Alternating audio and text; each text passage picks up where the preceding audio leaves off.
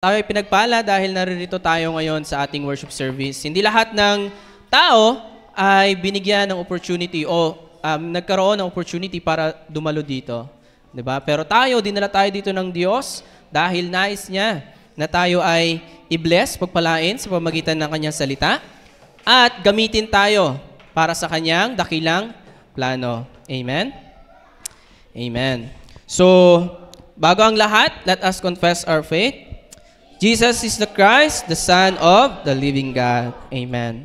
So, ang title ng ating message ngayon ay Joseph who stood before Pharaoh. At ito ay matatagpuan sa Genesis 41 verse 38. At binasa nga natin kanina. So, sa lahat ng bagay, kailangan nating alalahanin ang ating identity. Sino ka nga ba? Di ba? Lagi natin itong inuulit-ulit. Lagi natin itong tinatanong, who are you? Di ba? We are the remnant, we are the child of God, at we are the evangelist. So bakit mahalaga na matandaan natin to o alalahanin natin yung mga bagay na to? Dahil darating tayo sa mga pagkakataon na parang pakiramdam natin tayo ay nag-iisa. So, kayo ba? Naramdaman nyo na ba na parang feeling nyo nag-iisa kayo? Ha? O maaaring ngayon, pakiramdam nyo nag-iisa kayo, di ba? Meron ba ang feeling dito ngayon, nag-iisa kayo? Ha? Si Abing. O, si Abing daw. Diba? So, sinasabi ko sa inyo, si Joseph, siya yung pinakamaraming dahilan para makaramdam siya ng ganitong klase ng pakiramdam. Imagine natin, si Joseph, siya ay binenta ng kanyang mismong mga kapatid. Diba? At siya ay naging isang alipin. Napunta siya dun sa Egypt. Di ba? Doon sa isang bansa na iba yung lingwahe at iba yung kultura, di ba? Ng mga tao. Na-imagine mo na ba na bigla na lang pagising mo isang araw, nandoon ka na sa isang lugar na wala kang maintindihan? Di ba? So, dati nung ako ay nandoon sa Manila at ako ay na-assign sa Quezon Province. So, alam ko na iba yung salita nila doon, di ba? Pero hindi ko alam kung paano siya naiba, yung lingwahe nila. So sa madalit salita, dahil kailangan kong pumunta doon sa area kung saan ako naka-assign sa Quezon Province, yan, Quezon Province. At pagdating ko doon, kasama ko sa office, meron kaming nakita na isang beneficiary ng foundation. Siya ay isang babae at napakaganda. So sa isip ko, ang ganda naman ng babae na to. Diba? Yun yung nasa isip ko. At habang papalapit siya, mas lalo siyang gumaganda sa aking paningin. Diba? Kaya lang, nung nagsimula na siyang magsalita, muntik na akong tumawa ng yung halakak talaga. Bakit? Kasi, hindi ko inaasahan yung maririnig ko sa kanya. Diba? At talagang natatawa ko sa isip ko. Hindi nahihiya lang ako na ipakita sa kanya, 'di ba? So yung unang impression ko sa kanya na ina-admire ko siya, biglang napalitan. Kasi parang para sa akin yung salita niya ay nakakatawa para sa akin. Para bang joke, parang sa TV mo lang mapapakinggan pag merong komedyante na nagbibiro, ginagaya nila yung boses na ganun, 'di ba? So alam niyo ba yung boses ng Batanggenyo? Mga ganyan-ganyan. So parang, pag makakarinig ka ng ganon, mga komedyante, sa komedyante mo lang maririnig, di ba? Kaya parang nakakatawa siya. Ayan. So imagine mo na lang, gumising ka isang araw, doon sa isang lugar na iba yung lingwahe, hindi mo maintindihan. Di ba? At, siya ay inakusahan sa isang kaso na hindi niya namang ginawa. Di ba? Yung gumawa ka na nga lang ng mabuti, pero ikaw pa yung napasama. Di ba? Inakit siya nung asawa ni Putipar, hindi siya pumayag, lumayo siya sa tukso, pero siya pa yung napahamak. Di ba? Naalala ko nung bata ko, tuwing hapon, meron ako nakikitang saranggola doon sa taas, sa Iwahig. Merong saranggola doon. At merong isang bilanggo na siya yung may-ari ng mga saranggola niya. Dami ng saranggola, ang lalaki. At tuwing hapon, pinapalipad niya yun dun sa may parang.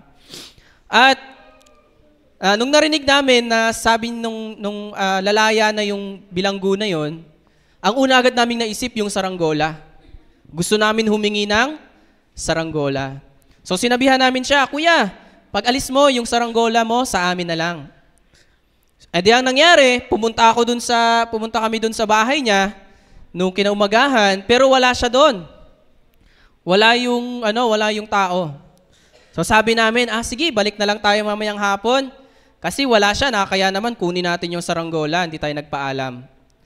Kaya lang, kinahapunan, papalakad pa lang ako papunta dun sa bahay nung tao, sinalubong na ako nung kaibigan ko. Sabi nung kaibigan ko, sabi niya, Ace, yung saranggola, kinuha na nila. Wala nang natira.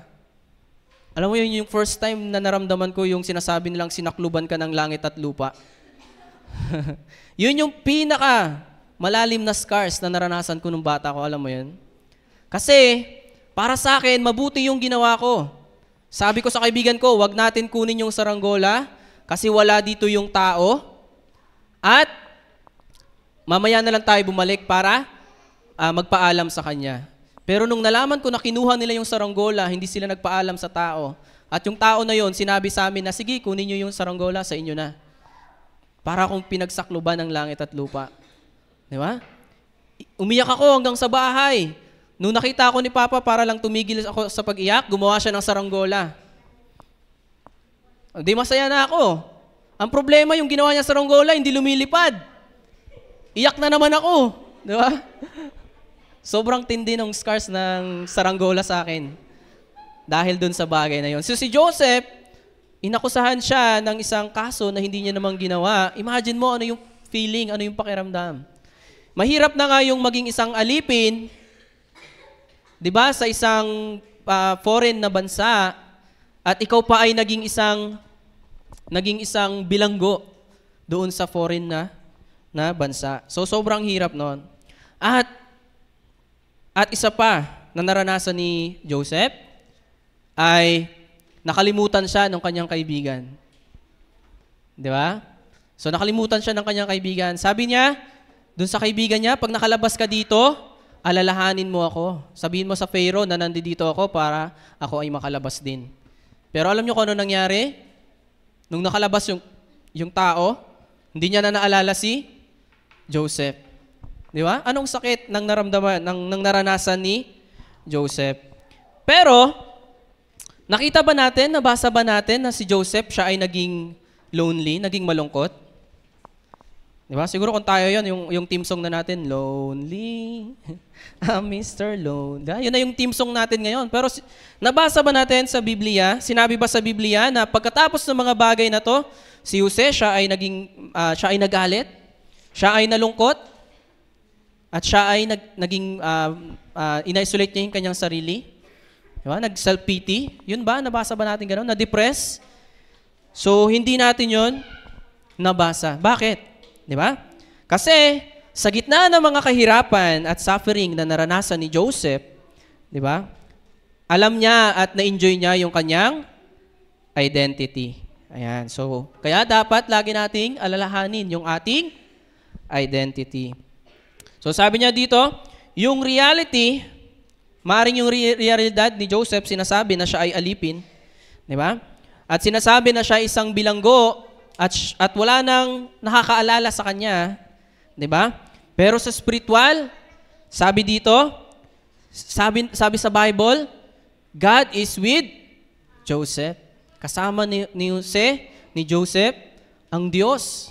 Simula nung siya ay nakarating umalis sa tahanan ng kanyang ama, 'di ba? Hanggang nakarating siya sa Ehipto at nung siya ay naging isang alipin at naging bilanggo, kasama ng Diyos kasama ni Jose ang Diyos. Ayan.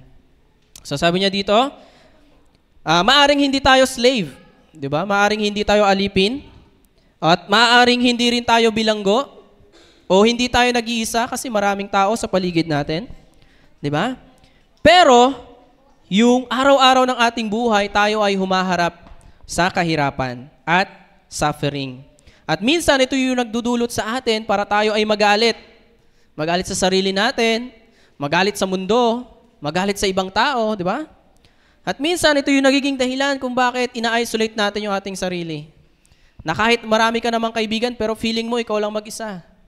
O ayaw mong sumama sa kanila kasi gusto mo ikaw lang mag-isa. Ayan. At ito yung nagiging dahilan kung bakit yung buhay natin ay nagiging sobrang punong-puno ng kalungkutan. Pero kagaya ni Jose, kailangan nating alalahanin na ang Diyos ay kasama natin sa pamamagitan ng banal na Espiritu.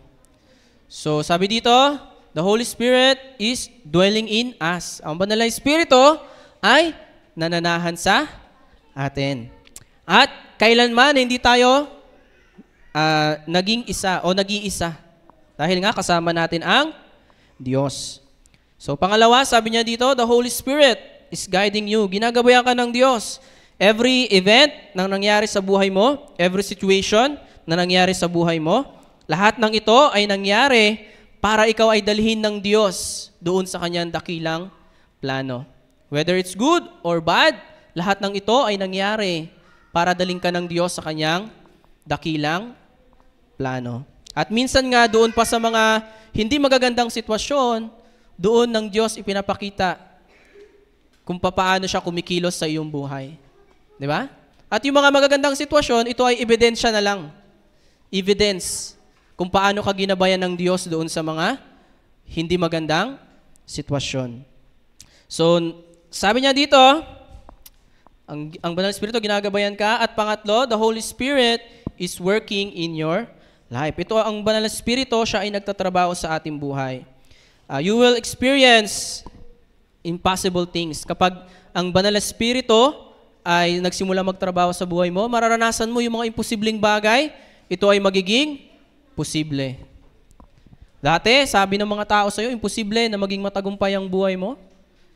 Alam nyo, lumaki ako sa loob ng bilangguan. Kasi si Papa, nakulong siya. Bago pa sila nagkakilala ni Mama, ang aking tatay ay nakulong.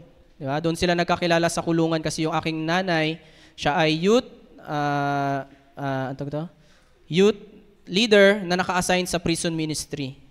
So doon, sa loob ng kulungan, habang si Mama ay nagmi-ministry sa mga bilanggo, doon sila nagkita, nagkakilala sila, at sila ay kinasal. Di ba? At ako ay pinanganak. Yan, pinanganak ako. Doon ako pinanganak sa loob sa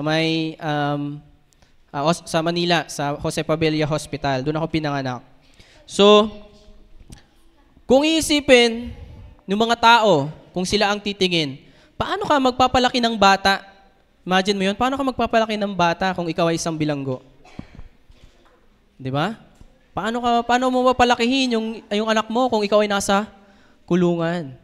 So maaring nung si Papa nandun sila sa ganong sitwasyon, yun din siguro yung tanong nila sa kanilang isip, parang imposible. Pero dahil lang Diyos ang nagtrabaho sa kanilang buhay, di ba? Nandito ako ngayon sa inyong harapan. Di ba? So, sabi niya dito, you will experience impossible things. So maaring dumaranas tayo ngayon ng parang imposible. Mga imposibleng bagay. Paano? At yun yung tanong natin sa ating isipan. Pero sabi dito, once na ang Banal na Espiritu, ang Diyos ay nagsimulang magtrabaho, you will experience impossible things becomes possible. So, bakit? Kasi nais ng Diyos na gawin tayong saksi, witness. Nais ng Diyos na gawin tayong saksi ng kanyang dakilang trabaho. Yan. So, naniniwala ba kayo o do you trust God's time schedule? Amen. Yan. So, sabi niya dito, what works arise when it becomes God's time schedule?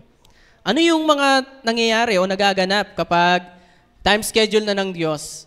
So, sa Genesis 41, 1-13, yan, mababasa natin doon. Kung meron kayong Biblia, pwede ninyong basahin. Pero sabi niya dito, nakita natin dito na nagkaroon ng isang pangyayari. Si Pharaoh, nagkaroon siya ng isang dream. Di ba? So kung babasahin natin simula 1 hanggang 7, makikita natin doon, ano ba yung dream niya? Yung unang panaginip niya, ay wala pala dyan. Dito pala, sa notes ko lang pala meron yun. Sabi niya dito, yung unang niyang panaginip, nakakita siya ng 7 matatabang baka. Tapos, pagkatapos nito, may lumabas naman na 7 mga payat na baka. At yung nakakapagtaka dito, yung mga payat na baka, kinain yung mga matatabang baka. Di ba? So usually, yung nangyayari, yung mga matataba, sila yung matatakaw. Pero yung time na to, yung mga payat na baka, sila yung kumain dun sa matatabang baka. So nung pagkakataon na to, nagising yung Pharaoh. At nag-isip-isip siya at natulog siya ulit. Pagkatapos naman, nagkaroon siya ng pangalawang panaginip. Yung panaginip niya naman, merong 7 healthy na grains, di ba? Healthy na grains. At lumabas din yung 7 na mga unhealthy na grains, yung mga tuyot na grains. Tapos, kinain din nila yung mga healthy na grains. So, pagkatapos nun, nagtaka na yung Pharaoh. Bakit parang hindi normal talaga tong panaginip ko na to eh. Di ba? Nung na-realize niya na panaginip lang yon, naisip niya, parang hindi ako mapakali sa ganitong aking panaginip. Ayan. Kaya, kinaumagahan, siya ay nagpatawag ng mga matatalinong tao. Pinatawag niya yung mga matatalinong tao, di ba? At pinatawag niya yung mga magician upang i-interpret yung kanyang panaginip. Kaya lang, walang sino man yung merong sagot. Walang makapagbigay sa kanya ng kasagutan. Diba? So, yan, dito, uso yan dito sa amin. Pagtatanungin mo, saan si ganito? Di ko alam eh. Lagi na lang, pagtatanungin mo, nasaan si ganito? Di ko alam eh. Diba? Lagi nawawala yung mga tao. Ayan. So, wala makapagbigay sa kanya ng sagot. Ayan. So, pangatlo, sabi niya, God's perfect time schedule. Pero yung problema na ito, na naranasan ni Pharaoh, ito ay naging God's perfect schedule, time schedule, para kay Joseph. Bakit? Ano nangyari? Sabi niya dito, yung cupbearer, naalala niya si Joseph. Di ba? So naalala niya na, oo nga pala, nung nandoon ako sa bilangguan, merong isang tao, merong isang lalaki na nagpaliwanag ng aming panaginip. Di ba? So pinaliwanag niya yung panaginip ko at ipiniliwanag niya rin yung panaginip ng kasama ko, sumalangit nawa ang kanyang kaluluwa. Di ba? At nagkatotoo yung sinabi niya. Ako, naibalik ako sa aking posisyon, pero yung aking kasama, siya ay nahatulan ng kamatayan. Di ba? At nandoon pa rin siya ngayon sa kulungan. Di ba? So ano nangyari? Pangalawa, sabi niya, nung pagkatapos noon, si Pharaoh, dahil nga desperado siya na marinig yung sagot do sa kanyang problema, pinatawag niya si Joseph. Ayan na. At alam nyo ba na tayo ay haharap din, kagaya ni Joseph, tayo ay tinawag ng Diyos upang humarap sa mga kings. Naniniwala ba kayo doon? So ilan sa inyo, o baka lahat kayo, maaaring dumating yung time, maharap kayo kay mayor. Ay, hindi na si Byron yung mayor nun, di ba? Sa mayor ng Puerto Princesa. Maaaring yung iba sa inyo, haharap din sa gobernador. At yung iba, haharap kayo sa presidente. Di ba? Hindi lang sa presidente ng Pilipinas, kung hindi maaaring sa presidente ng ibang mga bansa. Di ba? At mahalaga kung ano yung bagay na ipapahayag natin sa kanila, yung sasabihin natin sa kanila. So si Joseph, dahil nagkaroon ng problema yung king, siya ay pinatawag ng hari. So, yan. Number 1, Pharaoh called Joseph. Ito makikita natin sa verse 14. So, alam nyo ba na tayo ay inahanda ng Diyos upang humarap sa mga hari? So, yung mga bagay na nararanasan natin, na-experience natin, ito ay preparation ng Diyos upang tayo ay gampanan natin o maganap yung dakilang plano ng Diyos sa ating buhay. At isa na doon yung pagharap sa mga matataas na tao. Nung nakaraan na pag-aralan natin sa ating Sunday worship service, tayo ay representative ni Jesus. Di ba? At dahil si Jesus yung inire-represent natin, paano tayo dapat haharap? So tignan natin paano si Joseph humarap sa king. So sabi niya dito, so from being a prisoner, bilanggo, si Joseph ay naging isang VIP. Alam niyo ba ang nangyari kay Jose nung siya ay lumabas sa bilangguan? Hindi lang siya basta hinatak doon, kailangan ka ng hari, umarap ka. Ano ang nangyari? Ha? Alam niyo kung ano nangyari? Sino nakabasa ng story na yon? Si Joseph, di ba? Siya ay pinaliguan ng mga alipin. Imagine mo yon, yung alipin, kapwa alipin, pinapaliguan yung kapwa alipin. At hindi lang basta-basta ligo yon. Di ba? Kung ikaw haharap ka sa hari, di ba? Hindi ka lang basta sabuyan ng tubig tapos okay na. Hindi. Malamang, pinaliguan siya, tinutbrushan siya, ginupitan siya, at ginawa siyang, yung itsura niya, ginawang karapat-dapat para humarap sa hari. Di ba? Walang gastos. Tayo, gumagastos tayo para sa ating kuko. Gumagastos tayo para sa buhok natin. Di ba? Sa susuotin natin. Pero si Joseph, wala. Di ba? So basta hinugot na lang siya doon sa bilangguan, tapos pinaliguan, binihisan, ibinigay sa kanya lahat ng mga magagandang bagay dahil siya ay haharap sa hari. Sino yung gusto nang magganong klase ng blessing, pagpapala? Taas ang kamay. Lahat tayo, gusto natin yun, di ba? Yung pupunta ka sa ibang bansa para mag-evangelize, pero wala kang ginagastos. Masarap ba yan? Hindi. Ha? Di ba? Si Pastor Tom, nandun siya ngayon sa Pakistan. Nung nakaraan, nandun siya sa Thailand. Di ba? Susunod, nandun na naman siya sa Korea. Di ba? Why not magkaroon tayo ng ganitong klase ng desire? Lord, ako rin, gusto ko rin ng ganito. Gusto ko rin pumunta sa iba't ibang mga bansa. Di ba? At upang ipahayag ang gospel, upang gampanan o gawin yung world evangelization. So, sabi niya dito, si Pharaoh, siya ay humingi ng tulong sa isang alipin. So ito ay isang, kagaya na sinabi ko kanina, ito ay impossible. Imposible. Impossible things, pero dahil God is with Joseph, God is working sa buhay ni Joseph, ito ay nangyari, ito ay naganap. So sabi niya dito, di ba? Yung mga mahalagang tao, important people, will come to you for answer. Sila ay lalapit sa iyo para sila ay makatanggap ng kasagutan. Di ba? Kasagutan. Sila ay lalapit sa iyo para tumanggap ng kasagutan. So anong sagot yung ibibigay natin sa kanila? Anong sagot yung ibibigay natin sa kanila? Ha? Anong sagot yung ibibigay natin sa mga tao? Jesus is the Christ. Answer to all my problem. Walang iba. Di ba? Amen? Amen. Ayan. So next, sabi niya dito, so Joseph's confession of faith. So dito, nakita natin kung ano yung pananampalataya ni Joseph. So tignan natin ano nga yung problema? Kailangan ng Pharaoh ng tao na mag-i-interpret ng kanyang dreams na nagdadala sa kanya ng nagbabagabag sa kanyang damdamin. Nagpapakabagabag sa kanyang damdamin. Ayan. May gamit din pala yung salita na yon.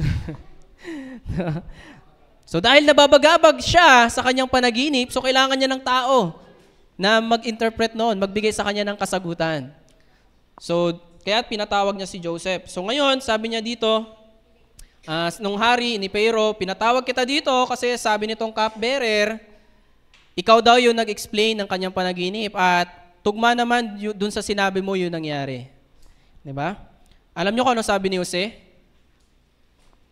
Sabi niya, I cannot do it. Diba? Kung ako yung cupbearer, mapapahaw ko sa leg ko at mapapalunok ng laway. Diba? Sabi niya, sigurado siya, kumpiyansa siya, Hari, meron akong kilalang tao. Ininterpret niya yung panaginip ko at nagkatotoo. Maaaring makatulong siya sa'yo. Pag sabi ng Pharaoh na ikaw ba yung tao na nag-explain ng panaginip ng taong to at nagkatotoo, sabi ni Jose, I cannot do it. Di ba? Nakakatawa. I cannot do it. No? So yung sabi siguro nung cupbearer, patay. Yari na. Di ba? Pero sabi niya, but God will give the answer. Di ba? Na nais mo. Ibibigay ng Diyos yung sagot na nais mo. Yun yung confession of faith na meron si Joseph. Di ba? Maaring may mga bagay na talagang kaya naman talaga natin gawin.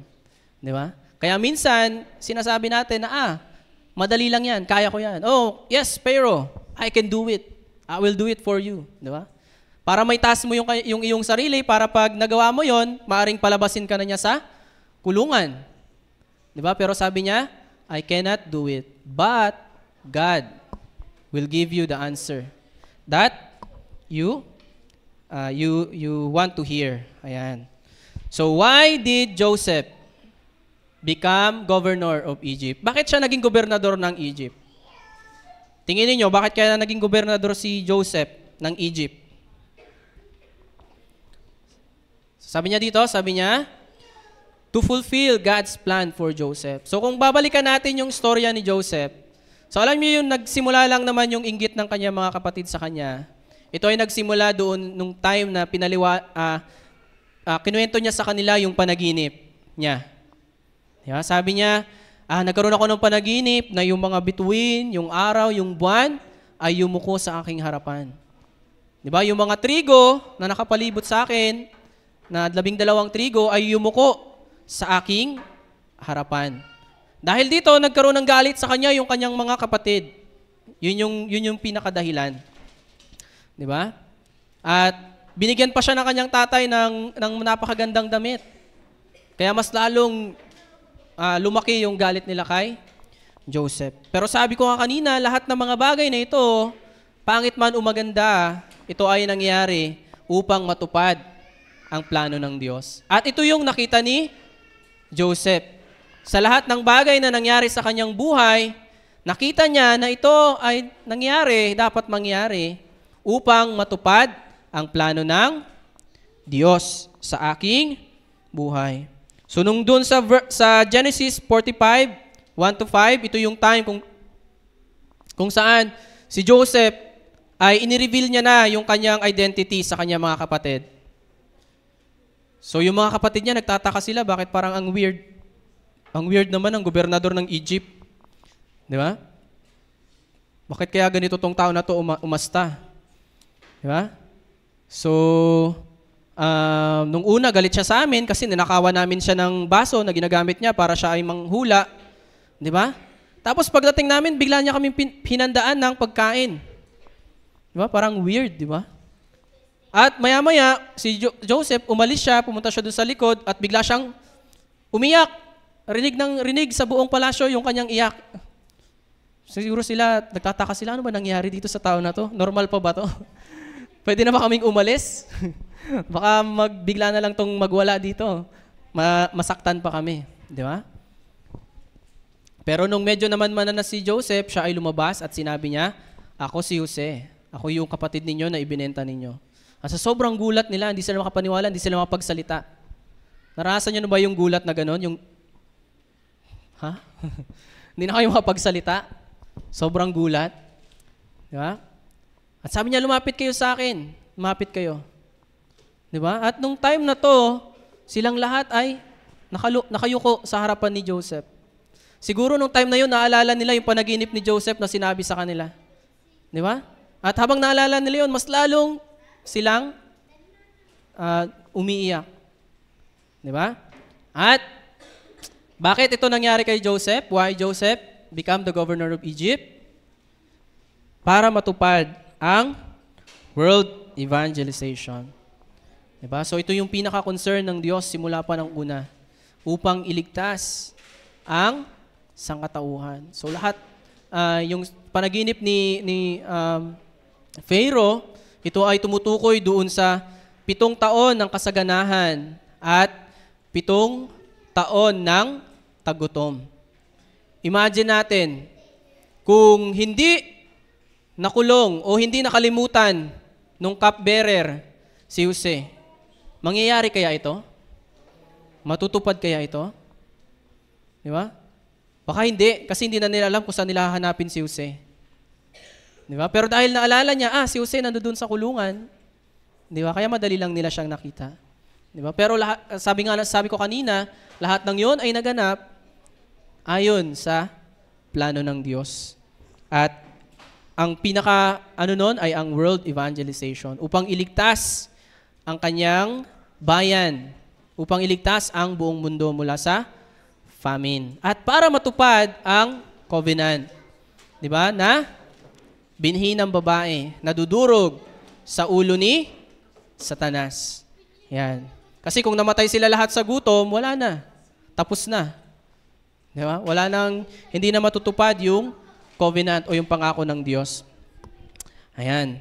So ngayon, ano yung kailangan nating gawin sa ating conclusion? Oops. Ayan. Sa ating conclusion, God will do world evangelization. Naniniwala ba kayo doon?